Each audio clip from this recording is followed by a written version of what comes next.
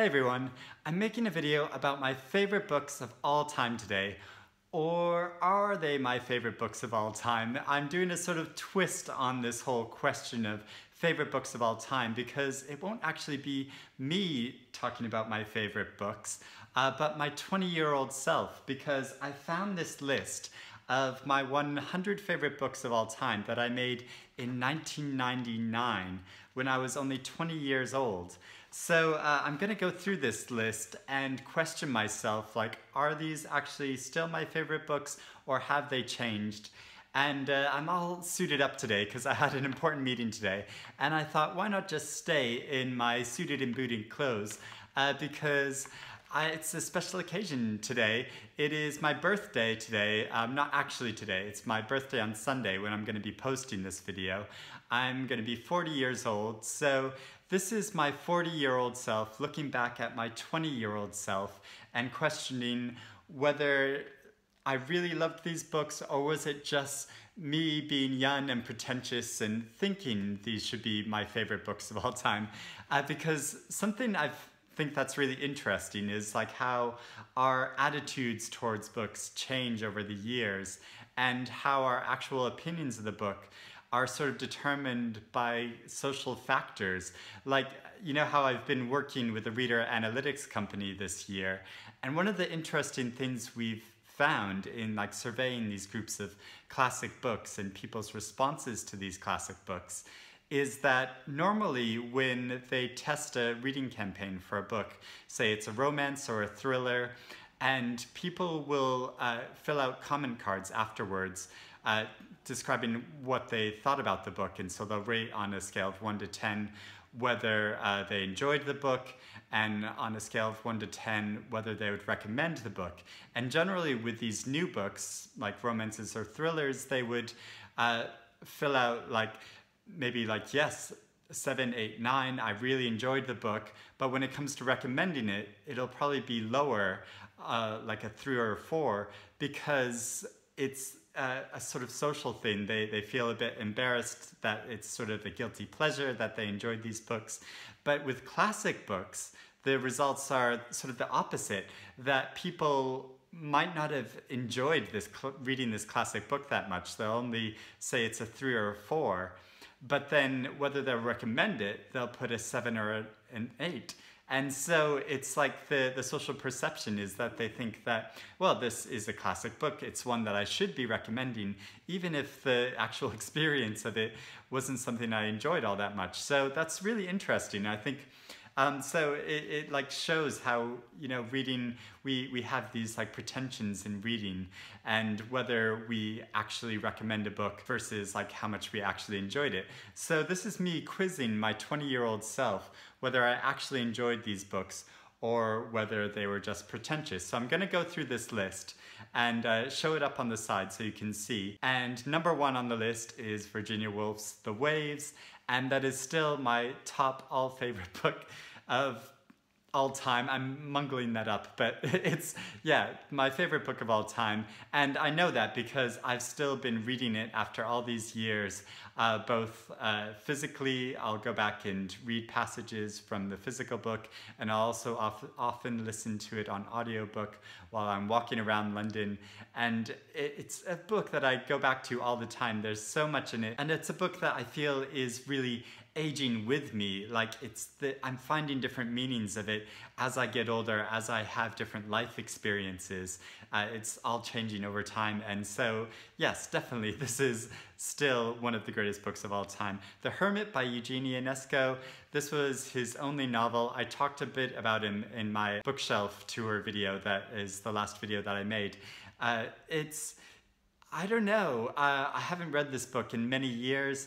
It's like a very existential type book. I feel like I'd really need to reread it. Probably a lot of these selections are me saying like, I need to go back and reread this because I don't know how I really feel about it. But I think probably part of me is a bit pretentious looking at this. Now, looking at the next choice, To the Lighthouse by Virginia Woolf. Controversially, I'm going to go back and say this isn't one of my favorite books of all time, because I did go back and try to read this several years ago, and I just wasn't connecting with it in the same way as I did to The Waves. There's a lot of fine writing on it, a lot of interesting ideas, but do I connect with it in the same way? I don't know. James Joyce, Portrait of the Artist of a Young Man, yeah, I'm great, I'm sure. Who knows? Dostoevsky. I love Dostoevsky, but I haven't read him in a really long time. It's difficult to know. Crime and Punishment. You know, between Crime and Punishment and Brothers Karamazov, I remember in particular one scene where this woman, this very poor, impoverished woman living on the street, makes her children perform and dance for the public. And I remember this scene so vividly because you see this woman, she's talking and talking, abasing herself, talking about how she's fallen in life and how she has to humiliate herself, making her children perform on the street. And you get this sense of her humiliation and also the children crying and humiliating themselves, dancing for the public, trying to be given change, and also the public's embarrassment going by looking at this scene of like utter humiliation and poverty and sadness, and you feel everyone's perspective, and that is so powerful. I can't remember if it's in Crime and Punishment or the Brothers Karamazov, who knows, tell me if you know. But I remember that scene so vividly, so I think he is an amazing writer. I need to go back and reread his work. 100 Years of Solitude. I know a lot of people like to dump on this novel now. When I read it as a teenager, it blew me away. This incredible family saga was so amazing, but I haven't read it in many years and I want to reread it. Moby Dick, that was me being pretentious. I know it was, I can tell. But I mean, there's an incredible scene at the beginning of male intimacy when he's hugging Queequeg in bed. That just blew my mind. The rest of the book, I don't know. Jose Saramago, incredible. I think if I did go back and reread this book, I would still find it really profound. Underworld by Don DeLillo. That was me being pretentious. Orlando by Virginia Woolf. Incredible. Actually, I plan to reread this really soon because I'm going to a very special event all around Orlando. White Noise by Don DeLillo. Actually, I think this really was a great novel. It wasn't just me being pretentious. Next, American Pastoral, Philip Roth, who died this year. I think this was a really great novel. Who knows? I haven't read it in a really long time. George Orwell, Keep the Aspidistra Flying. I love this novel. It's not a novel in the canon typically for George Orwell's books, but it's a novel like showing his real struggle as a man in a capitalist society trying to discover what was really meaningful in life. And that sounds really pretentious, but I think it was a really great novel. Love in the Time of Cholera by Marquez. I think this is probably more me being pretentious, but I do remember it as a great read. Mrs. Dalloway by Virginia Woolf. I'm on the fence, who knows? Could be pretentious, could be not.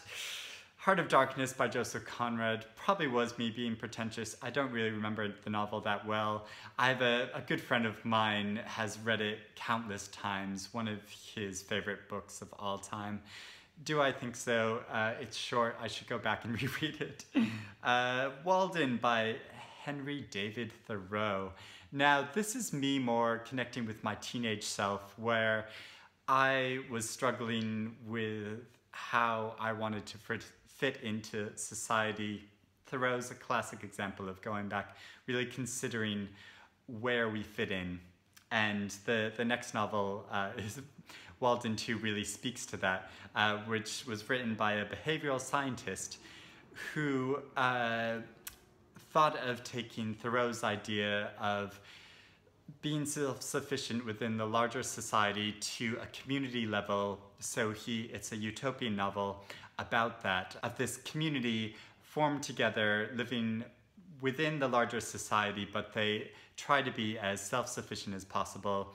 I went and visited some intentional communities when I was a teenager, and really considered going to live on one of them, and who would have thought in 20 years time I would be here in a suit talking to a camera, posting videos on YouTube. Siddhartha by Hermann Hesse.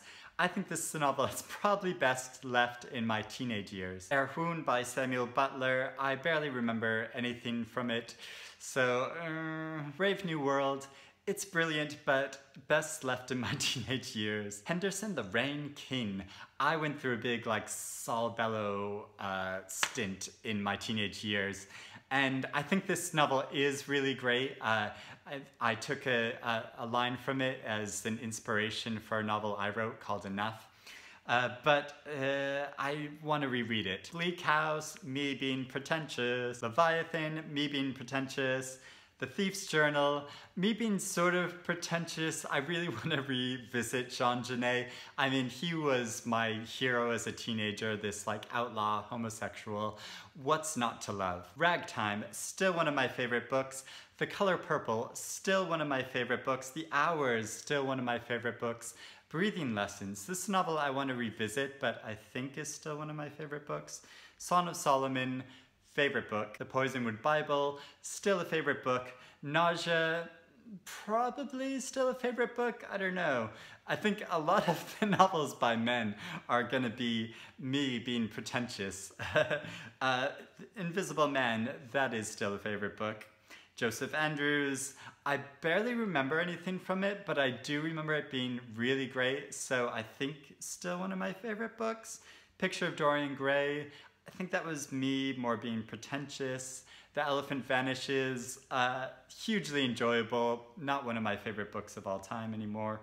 Americana, me being pretentious. All Don DeLillo, me being pretentious. Of Love and Other Demons, that was me being pretentious. Point Counterpoint, probably, I need to reread it. Lolita, I need to reread it, but I think more me being pretentious. Age of Innocence, still one of my favorite books. Brilliant, amazing. And as I've got older, this book has taken on more meaning for me. The Edible Woman, probably me being pretentious. The Half You Don't Know by Peter Cameron. Not an incredibly well-known author. I need to reread it to see if it's still one of my favorite books, but I don't think that was me being pretentious. Portnoy's Complaint, pretentious. Pilgrim at Tinker Creek, brilliant, amazing, favorite book. Andorra, yeah, this is probably still a favorite book, also by Peter Cameron. Teaching a Stone to Talk, yeah, still a favorite book. Handful of Dust, yes, this is still a favorite book. Amazing novel, I really want to reread this. A Clergyman's Daughter, another great obscure oral novel, but probably not one of my favorites. Handmaid's Tale, I sort of feel like I have to say it's still one of my favorite novels, but actually no, I don't have to say that anymore. I'll leave that aside. It's a great novel, but probably not one of my favorites. Invitation to a Beheading, need to reread it. 1984, there it is. Yeah, probably, I don't know. The Blue Flower, I want to revisit this novel. Actually, I want to revisit all of Penelope Fitzgerald's novels. She is great. The New York Trilogy, really fun, but probably not my favorite novels. Tale of an Unknown Island. This is a really short Saramago novel. No, not one of my favorites anymore. The Stranger, no, me being pretentious. Hardboiled's Wonderland and the End of the World, another really fun novel. I'd love to reread it, probably not one of my favorites. The Blindfold by Hustvedt. I would say nowadays, her novel, The Blazing World, much greater novel. This was an early sort of experimental novel for her. Offshore by Fitzgerald, yeah, I want to revisit again. Great Expectations, yeah, that is great. Would it be one of my favorites? Again, Herzog by Saul Bellow. Bellow's novels sort of blur together for me, so I don't know. For the time being, I'd probably say this isn't one of Dillard's greatest books, but it's Annie Dillard, she's great. Son of Percival Peacock. This is an absurdist novel. Probably not many people will have read it. It's wild and crazy. I I really want to reread this. Beloved, oh, Beloved, oh. Yeah, probably still one of my favorite novels. Ladder of Years, definitely one of my favorite novels still. My favorite Anne Tyler novel. I can't wait to read the new Anne Tyler novel. Oranges Are Not the Only Fruit, probably not my favorite, but a great important novel. Bartleby the Scrivener, this is one of my favorite novels of all time, unlike Moby Dick, which, you know, I put near the top of the list. Bartleby the Scrivener is amazing. Zuleika Dobson, so fun. Probably not one of my favorite novels of all time, but so fun. Moon Palace, that's more of like, you know, obviously I was reading a lot of Paul Auster, who knows. Homo Faber, actually I don't remember this novel at all. I really ought to reread it because I can't remember one single thing about it. The Earth, love this Zola novel. It has a very vivid scene in it, very vivid sexual scene in it. I won't recount that, but it's a great novel. I really want to read some more Emile Zola. Patchwork Planet, I don't remember it so well. Howard's End, I think that was me being pretentious. I saw a great stage adaptation recently, which was an updated version of Howard's End set in gay New York City. That was amazing. It did make me want to go back and read the book, but that was me probably being pretentious on the road, me being pretentious. Winesburg, Ohio, I think that was me being pretentious. Down and Out in Paris and London, great book. I think sort of piece of like journalist non-fiction, so good. The Princess Kasumasuma. I love The Princess Kasumasuma. I find Henry James's writing so pretentious, but Princess Kasumasuma, so much fun. Arden Lies, me definitely being pretentious. Catcher in the Rye, leave that in my teenage years. Time Must Have a Stop. I really don't remember much from it at all. Despair by Nabokov, need to revisit that. Great Gatsby, actually no, I don't think this is that great a novel. I know it's in lots of greatest novels of all time lists, but no, it doesn't affect me that much. Maybe I need to go back and reread it. Yes, maybe I do. All the King's Men. Yes, this was a great novel, a great read. I'd love to revisit it. I think it probably is still one of my all-time favorite novels. The Woman in the Dunes, really brutal, bleak novel.